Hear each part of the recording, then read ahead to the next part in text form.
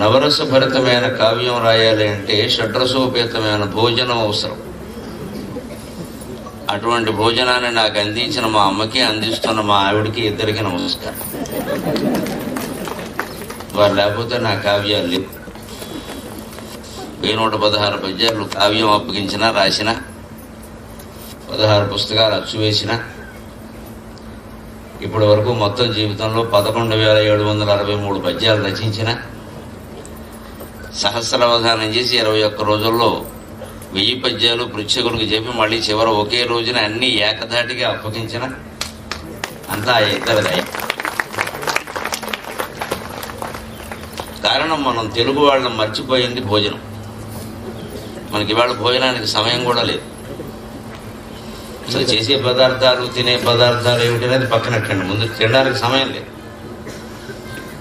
మనకి అన్నిటికీ సమయం ఉంది. వాట్సాప్కి సమయం ఉంది, ఫేస్బుక్కి సమయం ఉంది, ట్విట్టర్కి సమయం ఉంది, తిట్టుకోవడానికి సమయం ఉంది, అన్నం తినడానికి సమయం లేదు. శాస్త్రం ప్రకారం మధ్యాహ్నం భోజనం 45 నిమిషాలు చేయాలి. 1 నిమిషం తగ్గినా వాడు తిన్నది అన్నం కాదు, గడ్డితో సమానం. రాత్రి భోజనం కనీసం అరగంట చేయాలి. ఏం తిన్నావనేది అనవసరం, అరగంట తినాలంతే. ఆ ఉన్నదే అరగంట నమిలిన చాలు, తొందరగా అరుగుతుంది, నష్టమే లేదు. భగవంతుడు మనకు పళ్ళు ఇచ్చాడు. అవి అట్టుపళ్ళు, దాచిపళ్ళు కావు. మొక్కపళ్ళు, మూతిపళ్ళు, కూరపళ్ళు, కోసుపళ్ళు, అన్ని రంపాలు, బ్లేడ్లు. ఎందుకు ఇచ్చారంటే పదార్థం గట్టిగా నవలడాలి. ఆ నవిలితే అది బాగా ముద్దయి లోపలికి వెళ్ళి కాస్త బలాన్ని ఇస్తుంది. ఉరికి మింగేస్తే ఏముంటుంది, అది మనం మింగేస్తుంది. అందుకని నవిలి తినాలి. ఫ్రాన్స్ దేశంలో వయోవృద్ధులు చాలా ఎక్కువ.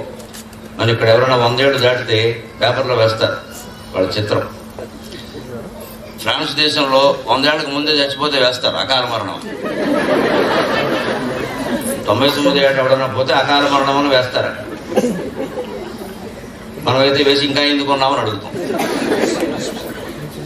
ఆ వయోవృద్ధుల సమ్మేళనం జరిగింది ఒకసారి. అంతా 100 దాటిన వాళ్ళే, కింద వాళ్ళు ఎవరిని పిలవరు. దానికి అర్హత ఏంటంటే 100 దాటాలి. 100 దాటిన వాళ్ళు కొన్ని వేల మంది వచ్చారు ఆ సమ్మేళనం. 1000 మంది. అందులో చాలా మంది నడుచుకుంటూ వచ్చారు హాయిగా. వాళ్ళని మీ ఆరోగ్యానికి, మీ ఆయుర్దాయానికి, మీ ఓపికి కారణం ఏమిటంటే వాళ్ళు చెప్పిన సమాధానం, మేము తక్కువ తింటాం, ఎక్కువ నవ్వులుతామని చెప్పారు. నవళ్లలో అంతమంది. మనకి ఎదుటివాడు బుర్ర నవిలేయడం అలవాటు, కానీ అన్నం నవిలే అలవాటు. ఎవరికైనా అవకాశం వస్తే మొత్తం అందరినీ నవిలేస్తాం, కానీ అన్నం నవిలే అలవాటు లేదు. మా అమ్మ మాకు అన్నం నవలడం నేర్పింది ముందు. ఎప్పుడన్నా తొందరగా లేచిపోతూ ఉంటే అక్కడి నుంచి అన్నం దగ్గర నుంచి, ఏం చేస్తావరా ఇంతకంటే చేసే పని ఉందిరా జీవితంలో కూర్చొని తినకాని. తల్లి స్వయంగా అన్నం తినడం కంటే చేసే పని ఏమి లేదని చెబితే ఇంకేమిటి మన కర్తవ్యం అదే, శుభ్రంగా తినడమే అనుకున్నాను. ముందు లేవనిచ్చేది కాదు, అన్ననిచ్చి. అందుకే నేను ఒకసారి భోజనం చేసి కాస్త విశ్రాంతి తీసుకుని బయలుదేరాను కాబట్టి మా అమ్మ భోజనం గుర్తొచ్చి అదే పద్యం చెప్పి, భోజన వేళకొక్క పరిపూర్ణత వచ్చెను నీకతాన. మా ఇంట్లో అప్పటికి ఇప్పటికి కూడా 12 నుంచి నేను అరగంట చాలా ఆనందంగా గడుపుతాను. ఎందుకంటే నేను 12:30కు భోజనం చేస్తాను. ఆ అరగంట నా ఊహలు ఎలా ఉంటాయంటే, ఏం పప్పు వండారు, ఏం కూర వండారు, అందులోకి ఏది నంచుకోవచ్చు, దోస ఆవకాయ, మామూలు ఆవకాయ, ఒకవేళ పనసపొట్టు కూర వండితే గుమ్మడి గొడియాలు ఉన్నాయా లేవా, ముద్దపప్పు చేస్తే ఆవకాయ ఉందా లేదా, కలగల పప్పు చేస్తే మరి ఏమైనా అప్పడాలు అవి ఉన్నాయా లేవా, లేకపోతే మన బతుకేమిటి, ఏం చేయాలి వేట. గోంగూర పచ్చడి చేస్తే అందులోకి ఎవరైనా చూస్తే పచ్చిమిరపకాయలు, చూడకపోతే ఉల్లిపాయలు ఉన్నాయా లేవా. అందుకని ఎవరన్నా చూస్తే బ్రాహ్మణత్వం పోతుంది, అది బెక్క. చూడకుండా ఉంటే ఇబ్బంది.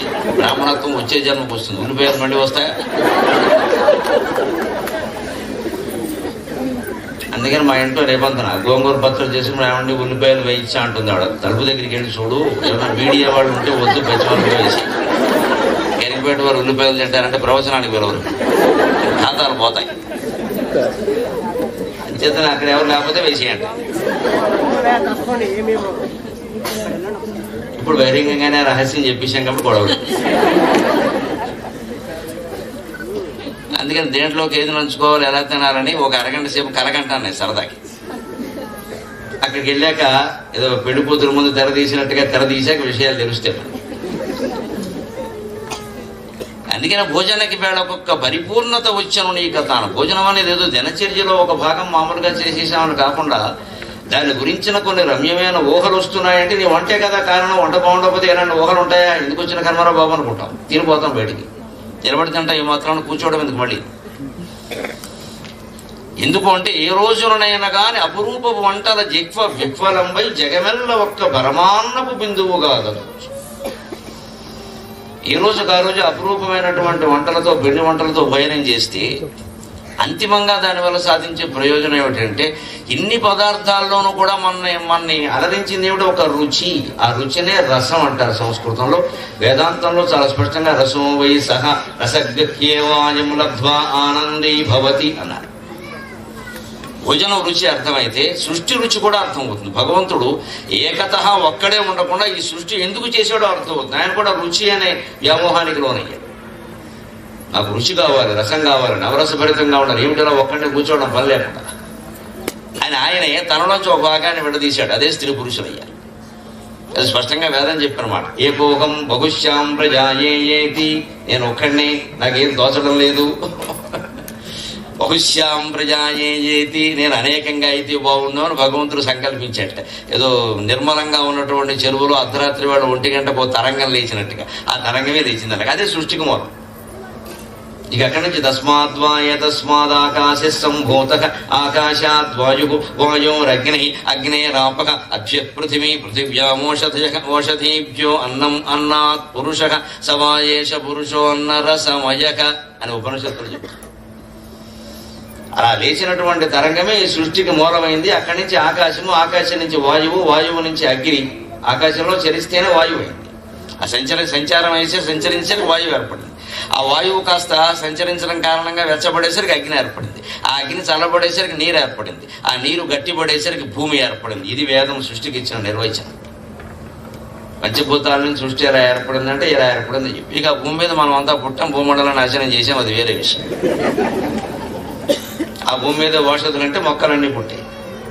ఆ ఔషధుల నుంచే మనకు అన్నం పుట్టింది. అంచేది ఈ మనిషి ఎవరు అంటే సవాయస పురుష అన్నరసమయ. పురుషుడు అంటే ఇక్కడ వేదంలో, సాహిత్యంలో ఎప్పుడు పురుషుడు అంటే మగవాడు అని అర్థం కాదు, మనిషి అని అర్థం. పురుష ప్రయత్నం అన్నా, పురుషార్థం అన్నా, ఇక్కడ పురుష కన్నా పురుష సూక్తం అన్నా మగవాడు అని అర్థం కాదు, మనిషి అని అర్థం. అపార్థం చేసుకోకూడదు, అన్ని మగవాళ్ళకి చెప్పారు. ఇది మొత్తం మనిషి అని అర్థం. ఈ మనిషి అన్నరసమయగా తినేటువంటి ఆహారం వల్లనే మానవ శరీరం వృద్ధి చెందుతుంది. దానివల్లనే నశిస్తుంది కూడా. ఆ అన్నం వల్లనే పెరుగుతుంది. ఆ అన్నమే మనలో ఉండేటువంటి మృత్యు బీజాలను కూడా పెంచుతుంది. వృద్ధాప్య బీజాలు, యవ్వనపు బీజాలు, వృద్ధాప్య బీజాలు, మృత్యు బీజాలు అన్నీ వృద్ధి చెందుతాయి ప్రతిరోజు. అవన్నీ అన్నం వల్లనే జరుగుతాయి. మరి అన్నం తినక తప్పదు. శరీరం పెరగాలంటే అన్నం తినాలి. ఆ అన్నంతో పాటే ఆ అన్నమే ఏం చేస్తుంది? వార్ధక్య బీజాలని, మృత్యు బీజాలను కూడా పెంచుతుంది. మొత్తమే దిగిపోయేలా చేస్తుంది. దిక్కుంటాయంటే అలాగే వేదిక మీద మాట్లాడేటప్పుడు గంట ఇస్తారు, అవకాశం 2 గంటలు ఇస్తారు. తెల్లవారు మాట్లాడతానంటే ఎవడు ఉంటాడు? ఒక్కడు ఉండాలి. ఎప్పుడో అప్పుడు దిగాలి కదా. జీవితం కూడా ఒక వేదిక. ఇది వేదిక ఎవరి ప్రజ్ఞ వానిది అన్నాడు రసరాజనకవి. ఇది వేదిక ఎవరి ప్రజ్ఞ వానిది. మన ప్రజ్ఞతో మనం ప్రదర్శిస్తాం జీవితం అనే వేదిక మీద. ఎదుకునే అసమర్థుడు జీవయాత్రలో సాగుతుంది. ఏదైనా కానీ ఎప్పుడైనా దిక్క తప్పదు. బాగా నటించిన వాడు ఇద్దరిని దింపేస్తారు. బాగా నటించిన వాడు జనమే దింపేస్తారు, నటించిన వాడు వాడే దిగిపోతాడు నీరసం వచ్చి. ఏదైనా దిగిపోక తప్పదు. అందుకని ఇది ఒక వేదిక అనుకుంటే ఈ సృష్టి ఒక వేదిక అంటే దాని మీద మనం ప్రజ్ఞ ప్రదర్శించాలంటే రసస్వరూపం అర్థం కావాలి. అందుకే అమ్మవారి నామాల్లో కూడా రసజ్ఞ రససేవధి రంజని రమణి రస్య రణత్కింకిణి మేఖల అంటారు. అమ్మవారి స్వరూపం రస్య, రసస్వరూపం. రసజ్ఞ, ఆవిడకి రసం అంటే ఏమిటో, రుచి అంటే ఏమిటో తెలుసు. రససేవధి, లావణ్య సేవధి అన్నట్టుగా రసస్వరూపానికి సంపూర్ణమైన నిలయం, ఆస్థానం అమ్మవారు లలితాదేవి. అంచేత భోజనానికి పరిపూర్ణత వచ్చిందమ్మా. ఎప్పటికప్పుడు కొత్త రకమైన పదార్థాలు ఏవో చేసి పెట్టడం వల్ల మాకింత ఆసక్తి ఏర్పడింది. అసలు ముందు తిండి మీద ఆసక్తి ఉంటే జీవితం మీద కూడా ఆసక్తి ఉంటుంది. ఏలో జనని కరాగ్రమలో నలభీములు దాగియుండిరు. నీ చేతి గోళ్లలో బహుశా నలుడు భీముడు దాక్కుని ఉంటారమ్మా అని అంటే నీ వాళ్ళ ఎంత బాగా వండారని 40 పాకం అని పేరు వచ్చినా మా అమ్మ వంట ముందు అది బాలా దూర్, మా అమ్మ కాలి గోటికి కూడా వాళ్ళు పనికిరాని చెప్పేసాం, తీర్మానం చేసాం. ఇంతకీ ఈ తిండంతా దేనికి, ఈ భోజనం అంతా దేనికంటే తినేసి పడుకోవడానికి కాదు. తిన్నామా, పడుకున్నామా, తెల్లారిందా, ఇంతేనా? దీనికోసం అయితే జీవితం ఎందుకు? పనిలేక బతకడం కోసం తినాలి కానీ తినడం కోసం ఎవడు బతకడు కదా. నా జీవిత లక్ష్యమే తినుట అని ఎవడు ప్రకటించలేదు ఇంతవరకు. ఇదంతా ఎందుకు అంటే జగమెల్ల ఒక్క పరమాన్నపు బిందువుగా గదవచ్చే ఒకే ఒక పదార్థం నుంచి ఈ సృష్టి అంతా ఏర్పడి ఇంత వైవిధ్యంతో ఇంత విభిన్నంగా మనకు కనపడుతోంది కాబట్టి మళ్ళీ ఈ వైవిధ్యం నుంచి ఈ విభిన్నత్వం నుంచి ఆ ఒకే పదార్థానికి చేరుకోవడమే సృష్టి ధర్మం, సృష్టి లక్ష్యం.